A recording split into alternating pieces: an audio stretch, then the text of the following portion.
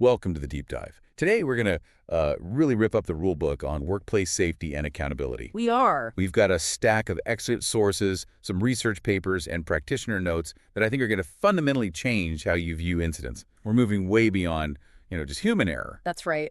Our sources really challenge the most common and maybe the most corrosive misconception in prevention. Which is? The idea that failure begins and ends with the individual worker. Mm-hmm. The whole mission of this deep dive is to answer a crucial question. Do incidents happen because people fail or because the systems meant to protect them fail? And it's not an either-or answer, is it? Not at all. Yeah. We have to understand the dynamic interaction. I think this deep dive is just essential for anyone managing a team or setting policy because it shifts the entire conversation around where accountability, truly lies. We're going to explore how system constraints, how leadership decisions, and just the design of the work itself all interact. And it forces us to abandon that easy scapegoat of blaming the front line. And if you're an investigator or a leader and you stop your inquiry when you find the person who made the mistake, the sources are pretty clear you're missing the point. You're missing the systemic pressures that basically force that mistake into existence in the first place. Okay, let's unpack this. Let's jump right in with the primary challenge to conventional thinking. Our expert Mussaf argues that human error is... it's usually not a cause, it's a symptom. Right. Mussaf's research shows that many, maybe even most organizations operate on this silent assumption. Which is that incidents only happen because someone broke a rule. Exactly. An investigation starts, and the goal is to find the person who broke the rule. It's not to find out why the rule was broken. But I have to push back on that a little. Isn't it simpler, maybe more effective from a management perspective, just to send a clear message? Rules must be followed. End of story. Well, it sounds appealingly simple, doesn't it? But the sources argue that rule breaking is rarely malicious. It's not calculated defiance. So what is it then? The critical nugget here is that rule breaking is often what practitioners call necessary drift. It's a rational adaptation to a system that's, kind of irrational. It happens because the system makes the safe way the difficult way. That's the key, that structural inevitability. When you look at the patterns in incident reports, and these repeat globally, they do. You see these consistent system conditions that shape behavior. What are those patterns? Okay, so you see workers taking shortcuts because the formal procedure needs a tool that, hasn't been available for weeks. You see procedures that literally do not match the physical reality of the job. Right. And then there's often intense pressure for production combined with supervision that's either absent or just silent. In all these cases, the system has failed to resource safety. So if a worker is under pressure to hit a quota that is, let's say, mathematically impossible to achieve while following the 5-page safety procedure, and they take a shortcut, we label that human error. But what the sources are demanding is that we reframe the question entirely, right? Absolutely. Instead of just focusing on who failed, we need to be asking, why was the unsafe path the path of least resistance? What specific immediate pressures were shaping that worker's decision in that split second? And leadership's role in that. Huge. If leaders are constantly rewarding speed and output over strict adherence, they are, maybe passively, setting the system up to fail. The conclusion here is pretty sharp. Safety doesn't fail at the point of action. It fails higher up. It fails where the resources and priorities are set. That makes a really compelling case for systemic accountability. Oh. But if we follow Mussaf's argument too far, we run into a problem that our other source, Abdur, identifies. Right. And that's removing all human agency. This is the crucial tension point. It's what you, the listener, need to hold in your mind. If you completely blame the system as if every worker is just an automaton reacting to stimuli, you get what Abdur calls a no free will model of safety. And that's a trap for management, isn't it? Yeah. It sounds progressive, but it's dangerous. It is. It's an easy model for high-level management to adopt because it removes the need for, punitive action. But it's inaccurate. And arguably, it's quite dangerous. Because it suggests workers have zero control. It completely undercuts the idea of professional judgment. So what are the truths we have to hold at the same time to balance this out? We have to embrace 3 coexisting truths. First, yes, better systems profoundly reduce the probability of risky decisions. That's Mussaf's point. Okay. Second, though, humans still retain the ability to make choices within those systems, whether to take the shortcut or to stop and wait for the proper tool. And the third. Accountability and effective design have to coexist. When you investigate, you have to look at both. You have to look at the system's design failure and the decision-making process of the individual. Abdur gave some powerful examples of this from high-risk environments, specifically mining, Yeah, that's right. where workers are dealing with inherently unstable hazards, things like coalface voids, unstable roofs. These workers aren't just victims reacting.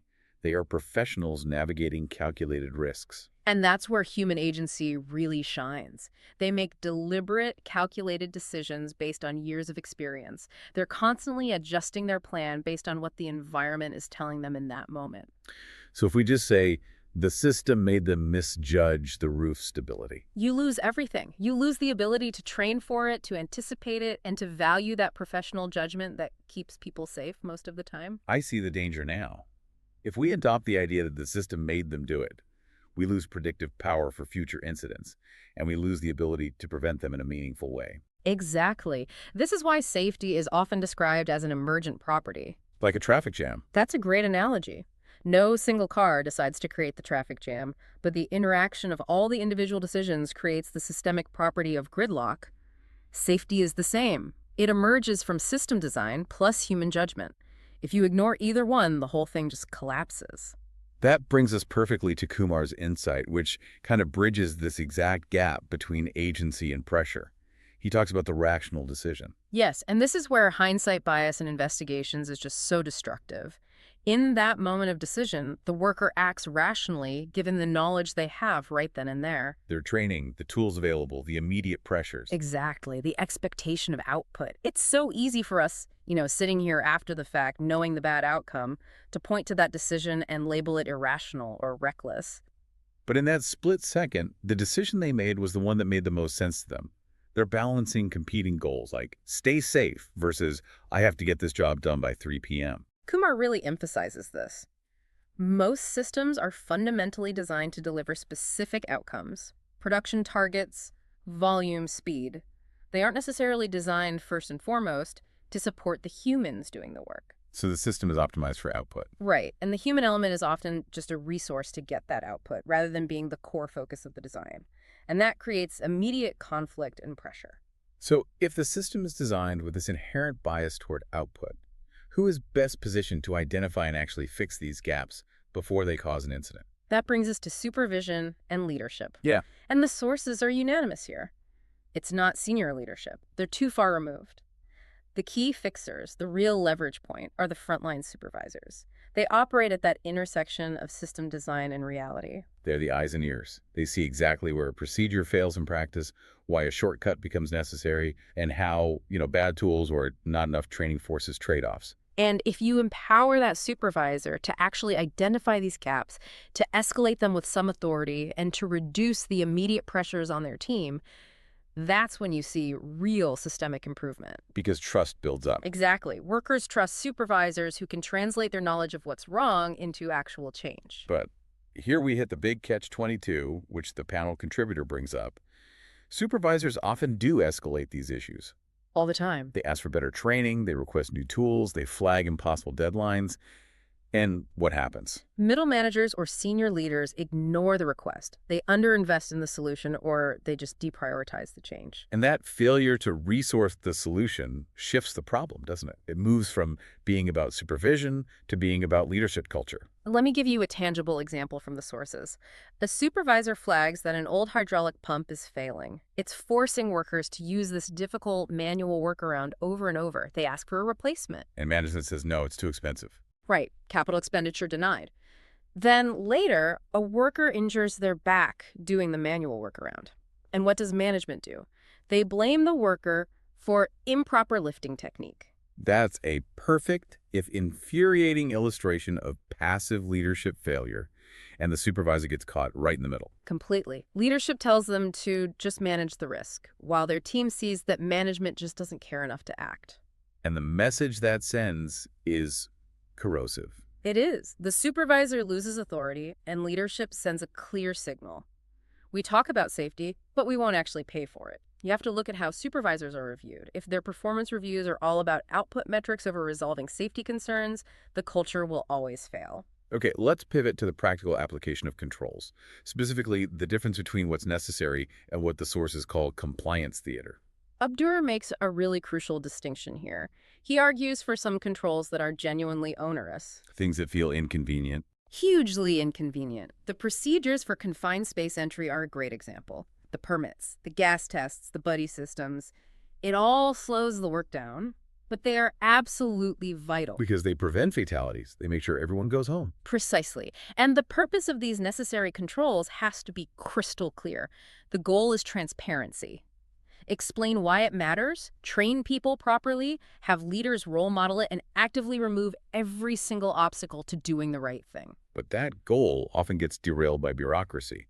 The panel contributor highlights two major failure modes here. The first is with risk assessment method statements, or RAMs. Right. They're supposed to be living documents that crews use to understand risks as the environment changes. But in reality, They often devolve into pure documentation management. A crew has to rewrite a RAMs not because the physical work changed, but because some new internal policy requires a different template. my manager needs to tick a box. You got it. The incentive is to complete the paperwork, not to actually verify safety. It just complicates things without improving real risk management. And the second failure mode is even more visible.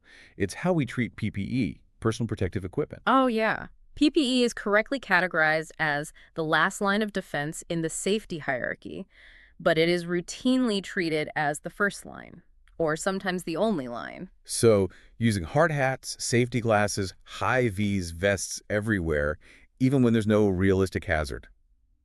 That's compliance theater. It is, and the sources warn that when you apply controls universally without any context, workers get desensitized. They become numb to the controls that truly matter. They stop asking why they're doing something and just check the box. And the control stops being about safety. It stops being a safety measure and starts being a symbol of management control, which just erodes trust even more. This has been a tremendously complex, but I think a deeply insightful deep dive. Let's try to synthesize the core findings for everyone listening. Okay. The biggest takeaway for me is that oversimplified safety thinking, where you just blame the worker, is inherently dangerous. It masks the real reason things fail. And we've established that it is absolutely not system or human.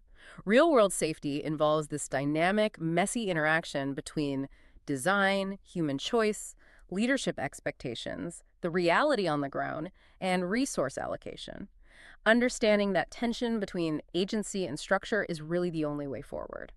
So if we connect this to the bigger picture, knowing where the systems push against our human capacity to follow rules, that's the key. That's how you get to meaningful prevention, fair accountability, and rebuilding trust. And that leaves us with a crucial question for you to consider. In your current environment, where is that balance point tipping? Are critical failures being blamed on human error when the real root cause is unresourced supervision, or an unnecessarily complex procedure, or maybe a passive leadership culture that rewards output over safety? Find those systemic gaps and you will find the true leverage point for improvement.